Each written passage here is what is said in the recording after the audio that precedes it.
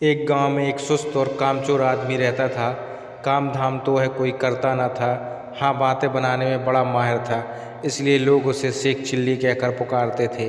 Sheikh chilli के घर की हालत इतनी खराब थी कि महीने में 20 दिन चूल्हा नहीं जल पाता था। शेख चिल्ली की बेवकूफ़ी और सुस्ती की सज़ा उसकी बीवी को भी भुगतनी पड़ती और भूखे रहना पड़ता। एक दिन शेख चिल्ली की बीवी को बड़ा गुस्सा आया। वह बहुत बिगड़ी और कहा, अब मैं तुम्हारी कोई भी बात नहीं सुनना चाहती, चाहे जो कुछ करो, लेकिन मुझे तो पैसा चाहिए। जब तक तुम कोई कमाई करके नहीं लाओगे, मैं घर में नहीं घुसने दूंगी। यह कहकर बीवी ने शेख चिल्ली को नौकरी की खोज में जाने को मजबूर कर दिया। साथ में रास्ते के लिए 4 रूखी सूखी रोटियां भी बांध दी। साग सालन कोई था ही नहीं, देती कहाँ से। इस प्रकार शेख चिल्ली को न चाहते हुए भी नौकरी की खोज में निकलना पड़ा। शेख चिल्ली सबसे पहले अपने गांव के साहूकार के यहाँ गए। सोचा कि शायद साहूकार कोई छोटी मोटी नौकरी दे दे, लेकिन निराश होना पड़ा। साहूकार के कारिंदों ने ड्योढ़ी पर से ही डांट झपट कर भगा दिया। अब शेख चिल्ली के सामने कोई रास्ता नहीं था। फिर भी एक गांव से दूसरे गांव तक दिन भर भटकते रहे। घर लौट नहीं सकते थे क्योंकि बीवी ने सख्त हिदायत दे रखी थी कि जब तक नौकरी न मिल जाए घर में पैर न रखना। दिन भर चलते चलते जब शेख चिल्ली थक कर चूर हो गए तो सोचा कि कुछ देर सुस्ता लिया जाए। भूख भी जोरों की लगी रही थी, इसलिए खाना खाने की बात भी उसके मन में थी। तभी कुछ दूर पर एक कुआं दिखाई दिया। शेख चिल्ली को हिम्मत बंधी और उसी की ओर बढ़ चले। कुएं के चबूतरे पर बैठकर शेख चिल्ली ने बीवी की दी हुई रोटियां की पोटली खोली। उसमें 4 रूखी सूखी रोटियां थीं। भूख तो इतनी जोर की लगी थी कि उन चारों से भी पूरी तरह ना बुझ पाती, लेकिन समस्या यह भी थी कि अगर चारों रोटियों आज ही खा डाली तो कल परसों या उससे अगले दिन क्या करूँगा, क्योंकि नौकरी खोजे बिना घर घुसना नामुमकिन था।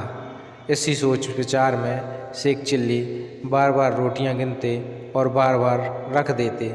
समझ में नहीं आता कि क्या किया जाए। जब शेख चिल्ली ने अपने आप कोई फैसला ना हो पाया तो कुएं के देव की मदद लेनी चाहिए।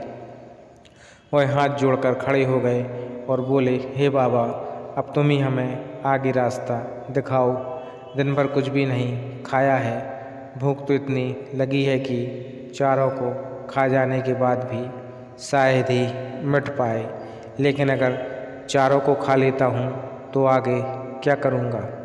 मुझे अभी कई दिनों यहीं आसपास भटकना है, इसलिए हे कुआं बाबा, अब तुम ही बताओ कि मैं क्या करूं। 1 खाऊं, 2 खाऊं, 3 खाऊं, 4 खाऊं। लेकिन कुएं की ओर से कोई जवाब नहीं मिला। वह बोल तो सकता नहीं था, इसलिए कैसे जवाब देता। उस कुएं के अंदर से 4 परियां रहती थीं। उन्होंने जब शेख चिल्ली की बात सुनी तो सोचा कि कोई दानव आया है जो उन्हीं चारों को खाने की बात सोच रहा है। इसलिए तय किया कि चारों को कुएं से बाहर निकलकर उस दानव की विनती करनी चाहिए ताकि वह उन्हें ना खाए। यह सोचकर चारों परियां कुएं से बाहर निकल आईं। हाथ जोड़कर वे शेख चिल्ली से बोली, हे दानवराज, आप तो बड़े बलशाली हैं। आप व्यर्थ ही हम चारों को खाने की बात सोच रहे हैं। अगर आप हमें छोड़ दें तो हम कुछ ऐसी चीज़ें आपको दे सकते हैं जो आपके बड़े काम आएंगी। परियों को देखकर व उनकी बातें सुनकर शेख चिल्ली हक्के बक्के रह गए। समझ में ना आया कि क्या जवाब दें, लेकिन परियों ने इस चुप्पी का यह मतलब निकाला कि उनकी बात मान ली गई। इसलिए उन्होंने एक कठपुतला व एक कटोरा शेख चिल्ली को देते हुए कहा, हे दानवराज, आपने हमारी बात मान ली, इसलिए हम सब आपका बहुत बहुत उपकार मानते हैं, साथ ही अपनी यह 2 तुच्छ भेंटें आपको दे रहे हैं। यह कठपुतला हर समय आपकी नौकरी बजाएगा, आप जो कुछ कहेंगे करेगा, और यह कटोरा वह हर एक खाने की चीज़ आपके सामने पेश करेगा जो आप इससे मांगेंगे। इसके बाद परियां फिर कुएं के अंदर चली गईं। इस सब से शेख चिल्ली की खुशी की सीमा न रही। उसने सोचा कि अब घर लौट चलना चाहिए, क्योंकि बीवी जब इन दोनों चीज़ों के करतब देखेगी तो फूली ना समाएगी। लेकिन सूरज डूब चुका था और रात घिर आई थी, इसलिए शेख चिल्ली पास के एक गांव में चले गए और एक आदमी से रात भर के लिए अपने यहाँ ठहरा लेने को कहा। यह भी वादा किया कि इसके बदले में वह घर के सारे लोगों को अच्छे अच्छे पकवान व मिठाइयाँ खिलाएंगे। वह आदमी तैयार हो गया और शेख चिल्ली को अपनी बैठक में ठहरा लिया। शेख चिल्ली ने भी अपने कटोरों को निकाला और उसने अपने करतब दिखाने को कहा। बात की बात में खाने की अच्छी चीज़ों के ढेर लग गए। जब सारे लोग खा पी चुके तो उस आदमी की घरवाली जूठे बर्तनों को लेकर नाली की ओर चली। यह देखकर शेख चिल्ली ने उसे रोक दिया और कहा कि यह मेरा कठपुतला बर्तन साफ कर देगा। शेख चिल्ली के कहने भर की देर थी कि कठपुतले ने सारे के सारे बर्तन पल भर में निपटा डाले। शेख चिल्ली के कठपुतले और कटोरे के यह अजीबोगरीब करतब देखकर गांव के उस आदमी और उसकी बीवी के मन में लालच आ गया। शेख चिल्ली जब सो गए तो वह दोनों चुपके से उठे और शेख चिल्ली के कटोरे व कठपुतले को चुराकर उनकी जगह एक नकली कठपुतला और नकली ही कटोरा रख दिया। शेख चिल्ली को यह बात पता न चली। सवेरे उठकर उन्होंने हाथ मुँह धोया और दोनों नकली चीज़ें लेकर घर की ओर चल दिए। घर पहुंचकर उन्होंने बड़ी हींगे हाँकी और बीवी से कहा, भगवान, अब तुझे कभी किसी बात के लिए छींकना नहीं पड़ेगा। ना घर में खाने को किसी चीज़ की कमी रहेगी और ना ही कोई काम हमें तुम्हें करना पड़ेगा। जो तुम चीज़ खाना चाहोगी मेरा यह कटोरा तुम्हें खिलाएगा, और जो काम करवाना चाहोगी मेरा यह कठपुतला कर डालेगा। लेकिन शेख चिल्ली की बीवी को इन बातों पर विश्वास न हुआ। उसने कहा, तुम तो ऐसी ढींगे रोज़ ही मारा करते हो, कुछ करके दिखाओ तो जानूं। हाँ, क्यों नहीं, शेख चिल्ली ने तपाक से जवाब दिया और कटोरा व कठपुतले में अपने अपने करतब दिखाने को कहा। लेकिन वह दोनों चीज़ें तो नकली थी, अतः शेख चिल्ली की बात झूठी निकली। नतीजा यह हुआ कि उनकी बीवी पहले से ज़्यादा नाराज़ हो उठी और कहा, तुम मुझे इस तरह धोखा देने की कोशिश करते हो। जब से तुम घर से गए हो घर में चूल्हा नहीं जला है। कहीं जाकर मन लगाकर काम करो तो कुछ तनख्वाह मिले और हम दोनों को 2 जून खाना नसीब हो। इन जादुई चीज़ों से कुछ नहीं होने का। बेबस शेख चिल्ली खिसियाए हुए से फिर चल दिए।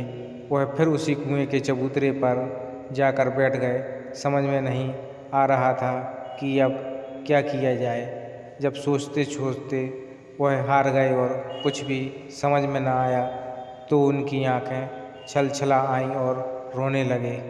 यह देखकर कुएं की चारों परियां फिर बाहर आईं और शेख चिल्ली से उनके रोने का कारण पूछा।